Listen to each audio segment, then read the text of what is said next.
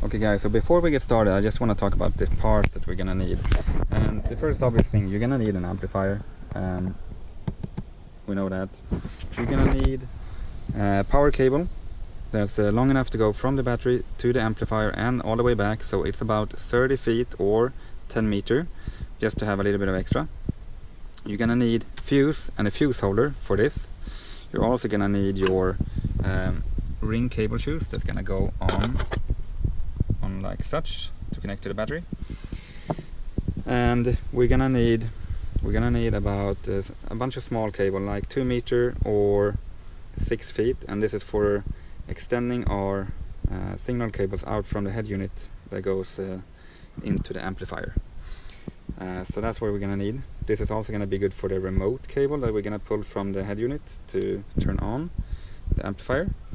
And optional would be getting a DSP or this kind of cheap, simple converter.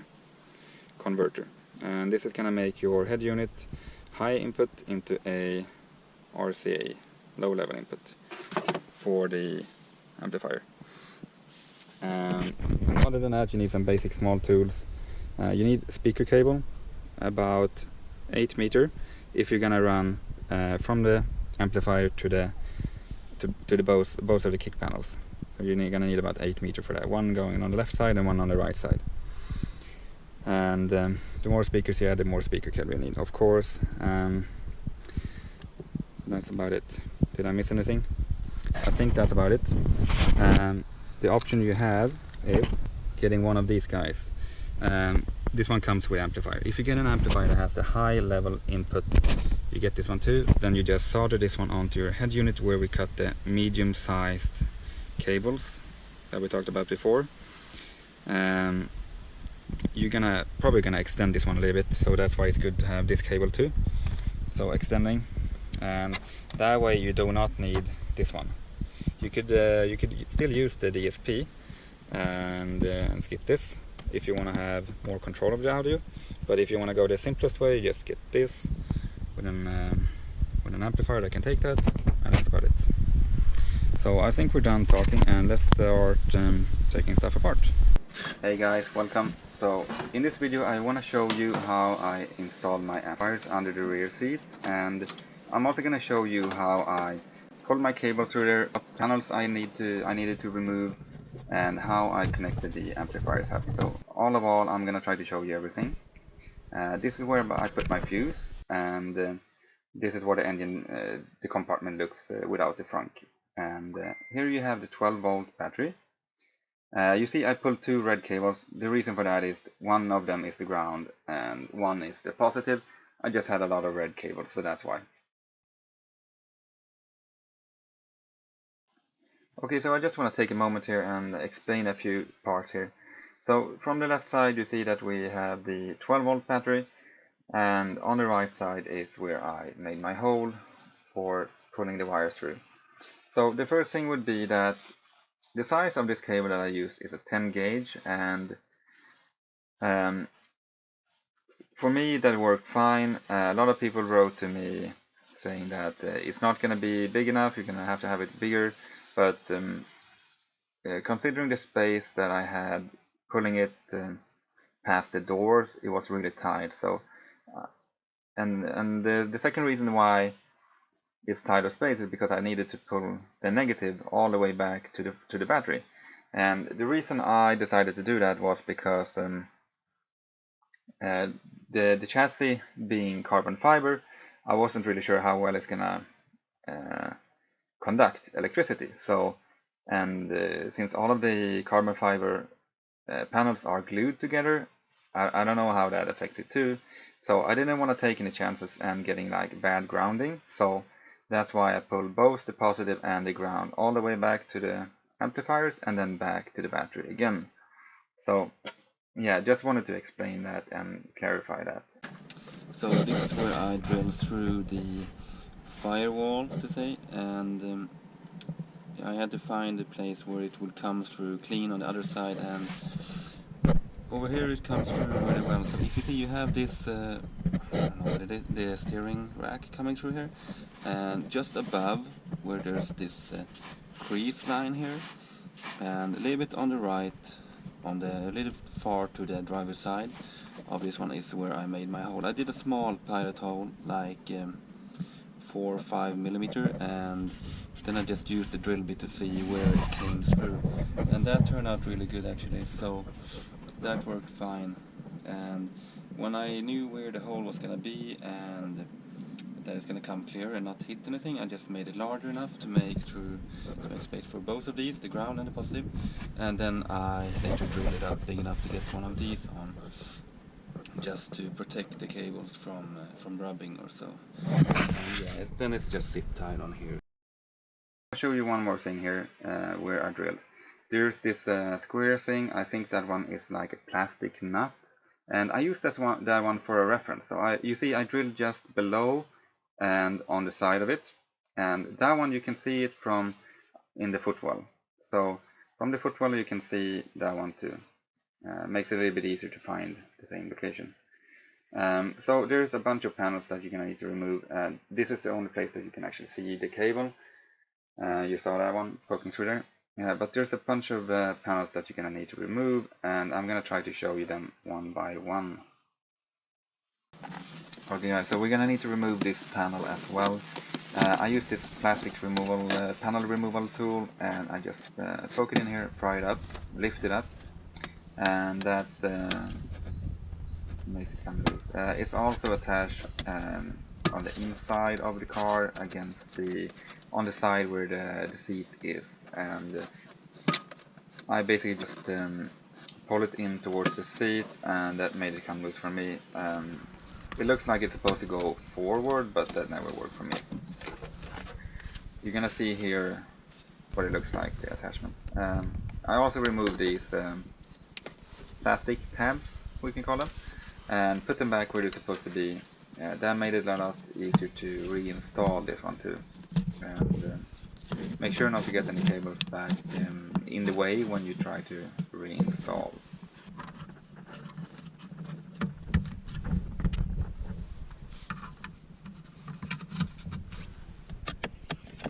So you're gonna need to remove this panel too. This one covers the woofer on the driver's side, and it's attached with 2 screws. But the second screw is covered here where my left hand is, and so you're gonna need to remove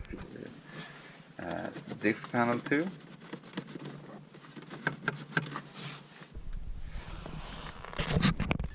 So you just wiggle this one loose, and then you lift up the cable, and then it's gonna come loose. It's also you need to pull this little cover here off, and then it just falls down.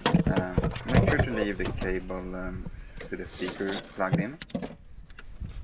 I read that if you unplug the speaker, it takes up to a few days for the system to like reset or something. So I never unplugged it. I just leave it hanging there. It made it easier too. It was actually really hard to unplug it, so leave it hanging, and then you're gonna be fine. So yeah, here you see me doing the second screw here, and this one was a bit hard to get to. It's really like well hidden, but it's not impossible to get it off. But don't forget about this one. So here we see the woofer, and this is where the cable is coming through. And you see the above the cables, you see this like the plastic nut thing. That's the one I talked about on the other side that I use as a reference. And you see there are a lot of stuff going on in here. So I think good idea is to remove this panel before, so when you start drilling through, you can go in and check once in a while that you're coming clear. Removing the back seat, you see, just lift up in the front. It's held in with 2 tabs, one on the left side, one on the right side, and then just wiggle it loose. So that one is easy. So I'm gonna try to show you how I mounted the first amplifier and then the second amplifier. How you mount this one, really easy too.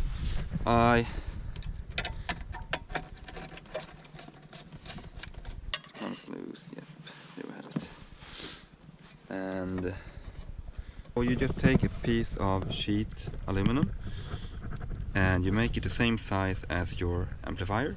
Make the holes to mount your amplifier, and then you just make this small cut here and you fold it down, drill a hole, and this is where you screw it down. Okay, and the other one is like the same. Just take a piece of aluminum, cut it to size, drill your holes, and then just mount it to the front here. I put it on with a nut and bolt in the front. I just fold the carpet forward, and it sits really well there. And that's it for the second one. If you need a second one, there will be this one. If you only have one amplifier, this is really easy. There is more space here. This maybe you would have 2 inches more to put like a longer amplifier. I'm gonna list the sizing for this one, so you have something to compare to, because I don't recommend buying exactly this one. Just buy something that works for your speakers.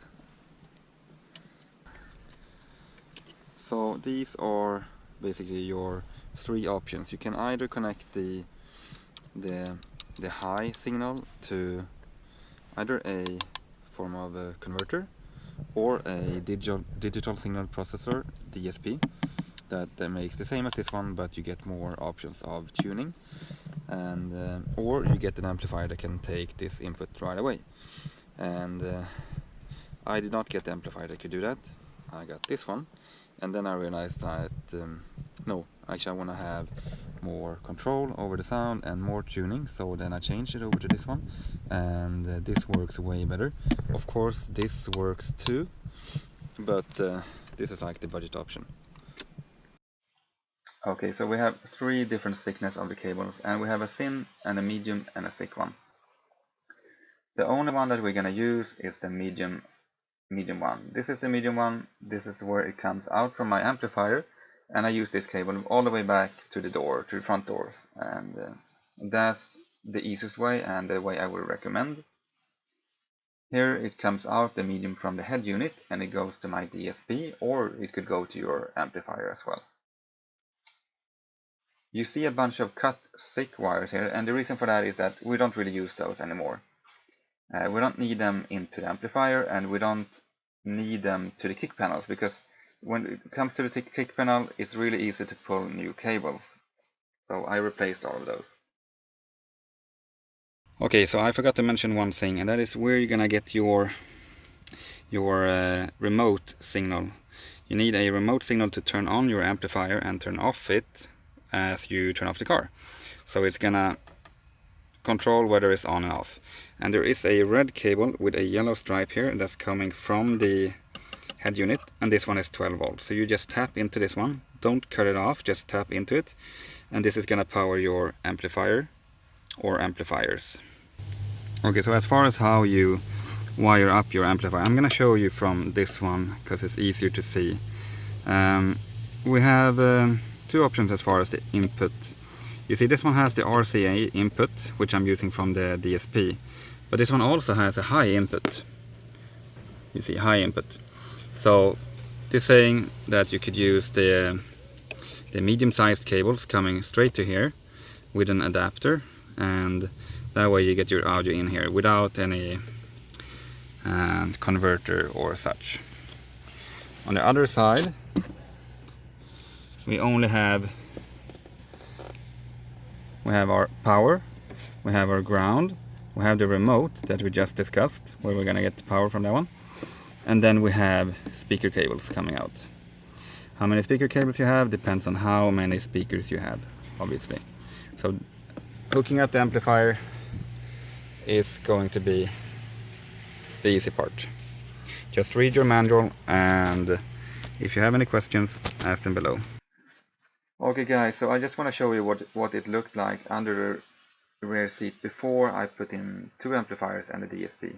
And in this photo you can see that I only have 1 amplifier, and if you only install 1 amplifier you actually have like a lot of space here, and there's going to be more ventilation that way and not so crammed. But the second problem I had was with heat. It was getting really hot under the seat, so just be aware if you add too much power under there, it's going to be a little bit hot. I had to do a modification, since you already have that one is that I cut a hole in one of the cup holders and speaker cables all the way to the front. But mesh getting grill the on speaker cable the inside into of the the cup holder doors and to the the front fan door underneath. is So that one is basically a blowing out nightmare. the hot It's air. really hard. So It that's seems the to help reason why out, but chose to it is something that you should just be use aware the of old speaker too, cables that go that to the there is front going to be a doors bit of and heat building up under to there. the So make sure that you install everything safe and to the woofers no loose in the front exposed wires or kick panel. don't block I the put new fan cables. So under here too. You saw the fan in the photo. the thickest And, cable that comes yeah, from the head unit, so that's we something just that's cut good to them know. and read them. Here The you're also gonna thinnest see one, the we don't really know what it goes to, the so that cables one we also that just go ignore. the thin, The only one we're medium, gonna and the use thick is the one that medium I one. talked about, and Medium going into the this is what they amplifier look and like medium before going I start out turning from them the on. So amplifier to they're really the easy front to doors. find and see. Okay, so we're gonna put some panels back here. This is the plastic pad, we're gonna call it. So you slide up here, start with that corner up there. Give it a bit of a wiggle. And then it should just slide right up there. There we go. I'm gonna start with the bottom. You see it has to line up with that hole and not squeeze the cables or get stuck on anything. Get the trim back. There we go. 2 torque screws here. Same as when we removed it. Really easy. Putting this back together is way easier than it was to remove it, I promise. This one you just push it up in the bottom, it snaps in.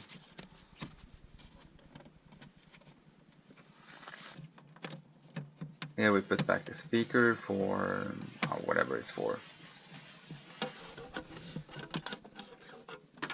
Get the cable on top. You gotta align this one. There's like a slot for part of it, and yeah, this is where it goes into here. You see where it goes in? Okay, so you're gonna push it in there, and that takes up most of the weight from it. Holds it in place. So don't worry about this cable now, just get this thing up there and attach. You can reach in with your hand later and just attach the cable.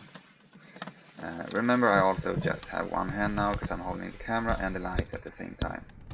So just attach the cable. So this is the last piece to put back, and just slide it in here. It's attached in 4 places, this one. Just line it up and give it a bit of a tap. Okay guys, I hope I didn't miss anything, but if I did, or you have any questions or something is a bit unclear, just leave a comment below and I will try to answer them as well as possible. I'm going to give you a link here to where I found information about the wiring, and thank you for watching and see you next time.